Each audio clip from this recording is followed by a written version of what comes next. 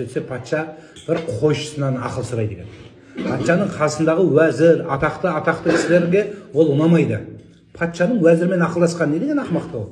Дегенде патшаға келіп айтты, сіздің мына чабанмен сөйлескеніңіз дұрыс емес ау депті. Біз тұрғанда деді. Жарайды, бәрін жинап, патша барлығына алма таратып беріпті. Алма таратып беріпті. Сосын жеңдер депті, бәрін өзі қарап отыр дейді. Бәрі тістесе, ашты, чикіген, бәрі тістейді де қоя салады. Бағанағы шабан алып жақсылап, тістеп, жеп, рахаттанып отса, аналар ойлапты, патша бізді жеп көріп, мынаған тәтті алма берген ғой, сосын жеп жатыр ғой десе, ананың алмасы бәрінен де ашты екен, тура сол көк алма екен олға. Сен сорлы шабан, өмірде түк көрмегенсің ғой, сол үшін алма жеп жатыр ғой десе, жоқ депті. Мынаны жегенім, бұны маған патша берді депті. Патшам әрдайым жақсы алма беретін. Бүгін бір қатты алма түсіп қапты, не, сол үшін лақтырайын ба деп, қой көңіліне алмас деп жей бердім депті. Уәзірлердің ауыз жаулады. Тағы бір күні жиналады, екінші жиналған кезде патша және екінші мәрте сұрайды. Барлығына алтын береді, алтын теңге береді. Ортада жанып тұрған отқа лақтырыңдар алтындарын дейді.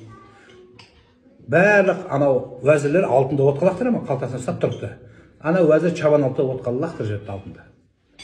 Өмірді алтын көрмеген сорлы шабан. Алтынды лақтырып жіберді, көрдің бе депті. Сөйтсе, сен алтын екен білмейсің бе десе, білем депті. Неге лақтырдың десе, патшамның уәзірі, патшамның бұйрығы маған алтыннан қымбат деген. Лақтыр деді, мен лақтырдым депті. Сол патша Алла. Сол патша Алла. Бұл мысал. Патша сізге Алламыз өмір бойы тәтті алма береді, бір күні қатты чик алма беріп қояды. Сол кезде, мынау нағып бердің деп лақтырмау керек. Соған шүкір қыл деген сөз.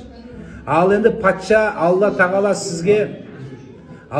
сізге өмір бойына жақсылық береді, алтын береді. Бір күні алтын бермейді, насыбыңды сәл тартып қояды. Сол кезде Құдайға қарсылық қылмасаң, Алла соны қайтарып береді сізге.